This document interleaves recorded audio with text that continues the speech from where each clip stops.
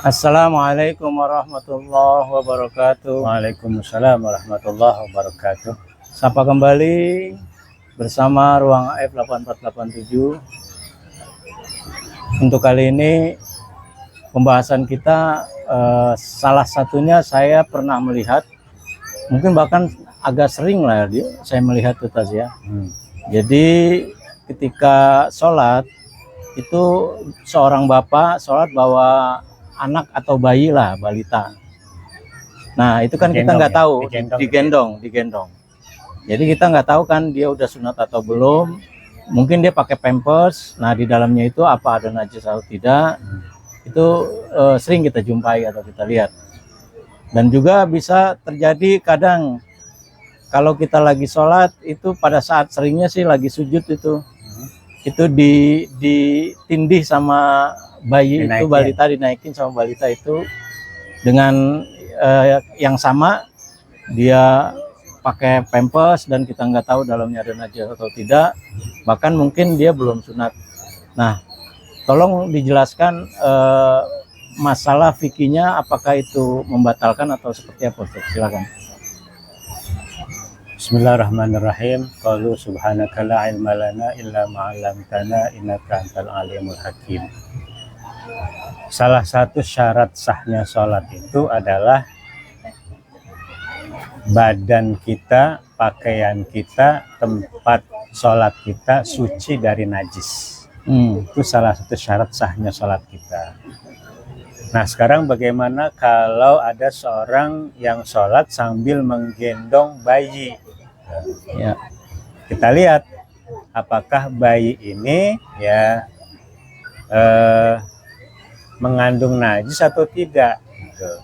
Kalau dia perempuan, bayi perempuan atau balita ini perempuan, ya menggunakan pampers, apakah sebelum sholat itu pampers baru dipakaikan atau memang sudah mengandung najis dari sebelumnya ya? Sebelumnya. Kalau memang dari sebelumnya sudah mengandung najis, sudah ada kencingnya di situ, maka sholatnya nggak sah. Berarti dia membawa najis. Gitu. Begitu pula kalau memang bayinya itu atau balitanya itu adalah laki-laki yang belum dikhitan, maka bayi atau balita yang belum dikhitan, khususnya laki-laki, itu di kulupnya itu masih ada najis. Gitu. Jadi kalau kita menggendong dia, ya, maka jelas itu mengandung najis sehingga sholat kita nggak sah. Ya. Begitu pula ketika orang sedang sujud, ya, kemudian dinaikin sama balitanya, anaknya yang masih kecil, yang mungkin masih pakai pampers atau mungkin laki-laki belum disunat, ya sama seperti itu.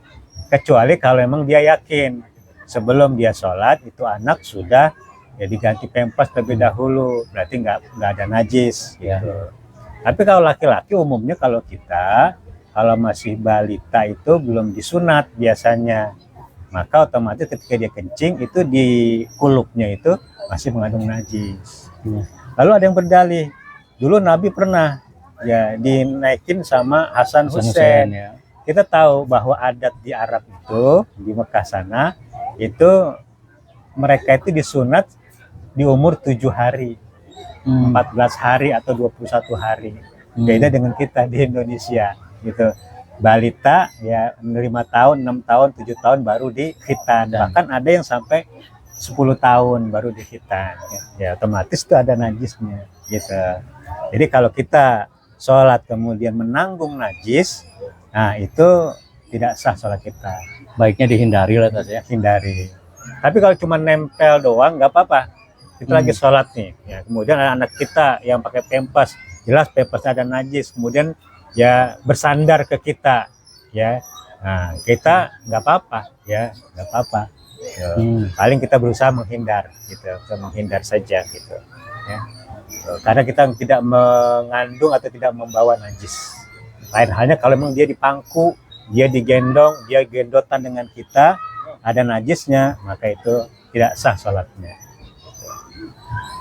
Baik, demikianlah tadi penjelasan dari Ustadz Waridi. Semoga bermanfaat untuk kita semua.